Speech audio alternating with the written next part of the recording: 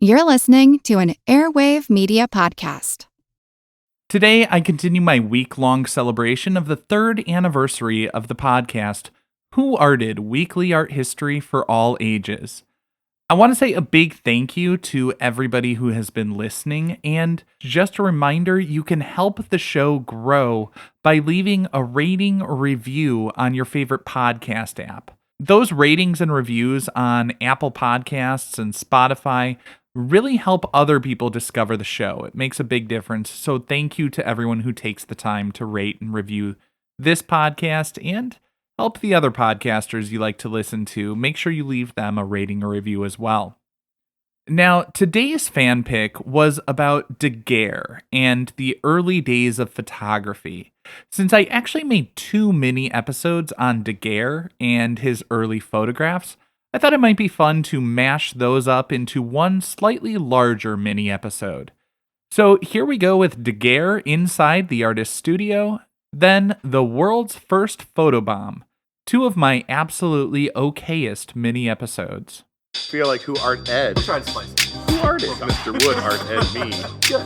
Either way, it's ambiguous. It works on so many levels. I know. That's off to a great start. Welcome to Who Arted, where we explore visual arts in an audio medium. I'm your host, Kyle Wood, and for this week's Fun Fact Friday, I'm talking once again about Daguerre, and this time I'm talking about his oldest known photograph, a still life from his studio. I have talked a bit about Daguerre and his photographic methods in a previous episode about the world's first photobomb. Listeners may recall that the first photograph to feature a human happened by accident, as Daguerre was taking a photo of the view from his window. Those early photographs needed a long exposure. I'm talking about 15 minutes, and few subjects could sit still for that long. This is why the first subjects of photos tended to be landscapes or still lives. You know, things that would be still for a long time. The plaster casts were a practical subject. They were also intended to send a message. Photography was a new medium, but it could handle traditional subject matter. In this collection, we see an arrangement of casts of Venus, Cupid, the wings and heads of 2 cherubs. Above the cherub are putty heads, which would have been associated with Phaethon, the son of Helios. We see a ram's head, and the golden ram in Greek mythology was a descendant of Helios, the sun god. Central to the composition, we see these references to Greek mythology making a connection between the new medium and classic subjects, but more significantly, we're seeing references to the sun. When we break down photography, photo means light, graphy is writing.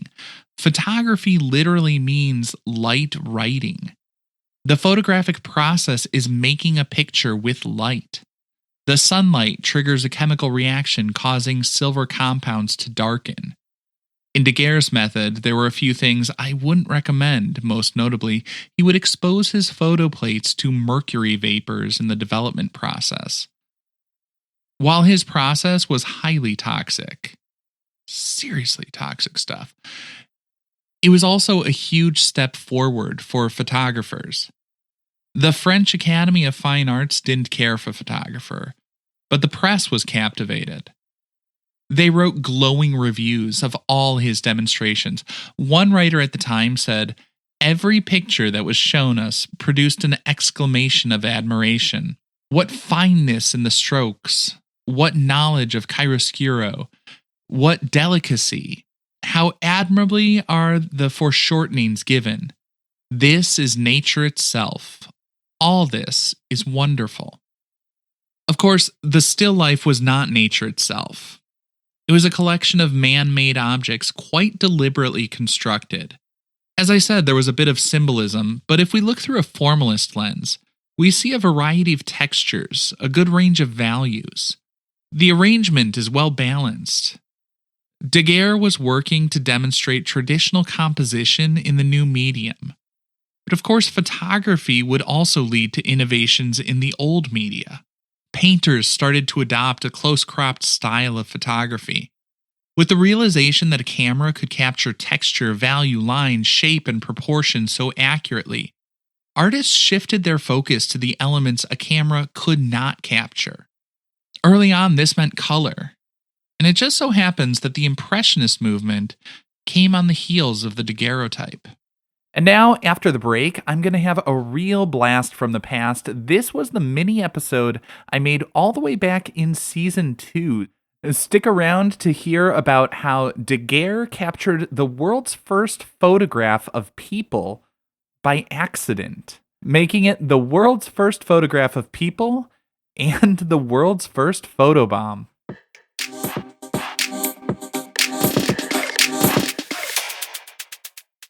I feel like this episode is going to be full of like many little interesting factoids. For example, the camera is actually hundreds of years older than photography. The first cameras were the camera obscura. It was basically like a pinhole camera. It was a box with a tiny little hole in it that would project an image reversed on the other side. And the earliest written accounts of a camera obscura date back to China in the 4th century BCE. So quite a long time ago. And some people say knowledge of camera obscuras could have even gone as far back as sort of prehistoric times. People could have known about camera obscura technology. But as I said, the first written records of it date back to China in the 4th century BCE, and camera obscura was used by numerous artists throughout history. They were popular in the Renaissance era. Many people, advocated for the use of camera obscura for enhancing paintings and drawings to make it easier to render an image.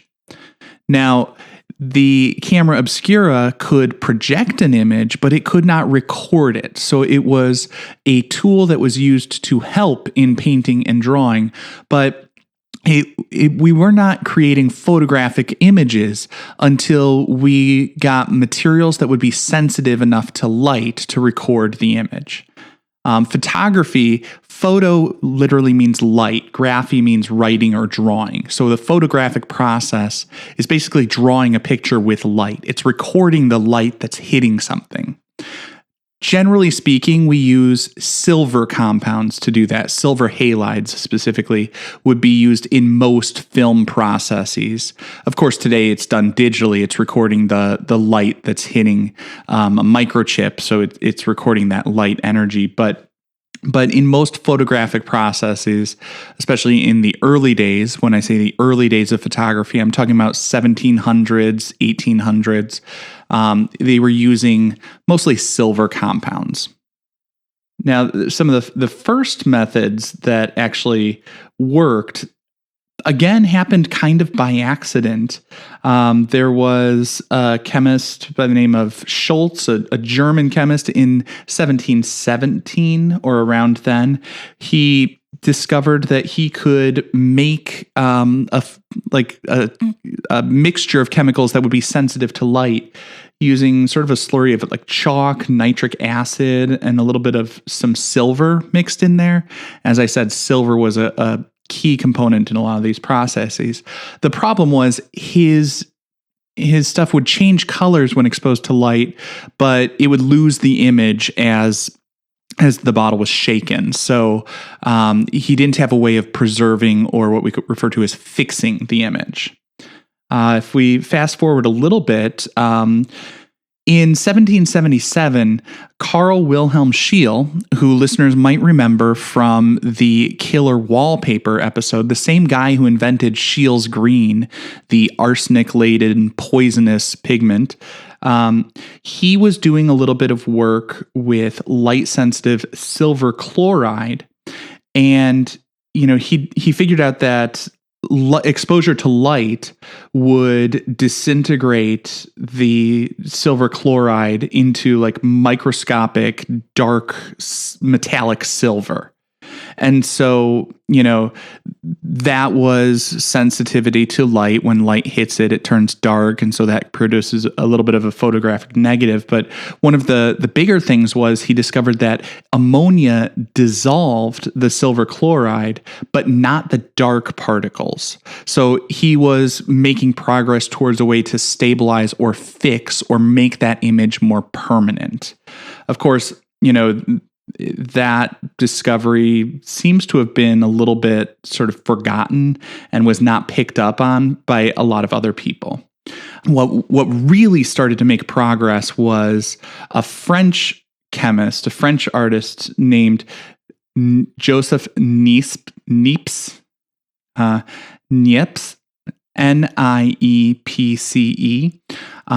Cannot pronounce French, not even going to pretend. But he was doing a lot of work with paper coated with silver chloride, and he was doing quite a bit to advance the science of photography through his experiments. And he actually created the oldest surviving photograph of an image formed in a camera. That was from 1826 or 27. And, the thing about that was it took a long time to create that image. These things were sensitive to light, but not super sensitive. Traditionally, it's been said that it took 8 hours to take that photograph. But some people, a lot of people are saying, actually, no, looking at these chemicals and the scientists will say it actually probably took days of exposure. So imagine you press the button on your camera, you walk away for a day or two, and then come back and it just finished taking that photograph. You can start to imagine why the earliest subjects were things that didn't mind sticking around in the same spot for a long time, like a still life or a landscape or buildings. People generally couldn't sit that long for a photograph, and if people were moving in the photograph, they would get blurred or possibly not even be visible unless they were staying still long enough. So then after Niepce, we get to Louis Daguerre. Louis Daguerre actually, he worked with Niepce, he knew him, and when Niepce died suddenly, Daguerre got all of his notes. He left them to Daguerre. One of the big improvements that Daguerre found was that you could take what was called a latent image, a very, very faint image from a shorter exposure, and develop it further using mercury fumes. This was not a safe chemical process. Do not do that on your own if you somehow have access to mercury vapors and mercury fumes. But that's what he was doing. He was developing his pictures using mercury vapors, mercury fumes. And, the fuming of it helped to develop it and cut down that exposure time dramatically, cut it down to a matter of minutes. Still kind of a long time for people, but minutes is better than hours or days. So then in the year 1838, as Daguerre is taking photographs and experimenting with that process, he set up his camera to take a photograph of the view out his window. It's called The View of the Boulevard du Temple. And at that time, it probably took about 10 minutes of exposure. 10 minutes. And so he takes this view of essentially a cityscape. We see a few buildings and a street and the sidewalk. And the assumption was that that's all we would see. And the reason we would only see those things because even though it was a crowded street, people are walking. They're not standing still for 10 minutes. So they become just a blur in there. The only thing that's going to show up in the photograph is something that is standing still for the full exposure time. And it just so happened that there was somebody getting his shoes shined. And so there are two people who are captured in this early photograph. A person getting his shoes shined, and a person shining his shoes. We do not know who they are. They are the first accidental subjects of a photograph. So as I said, it's the world's first photograph of people and the world's first photobomb. This concludes this week's episode of Who Arted, part of the Airwave Media Podcast Network. If you found this tolerable, please leave a rating or review on your favorite podcast app. You can find images of the work being discussed this week and every week on social media at Who Arted Podcast on Twitter, Instagram, and TikTok, and of course on the website whoartedpodcast.com. Podcast done.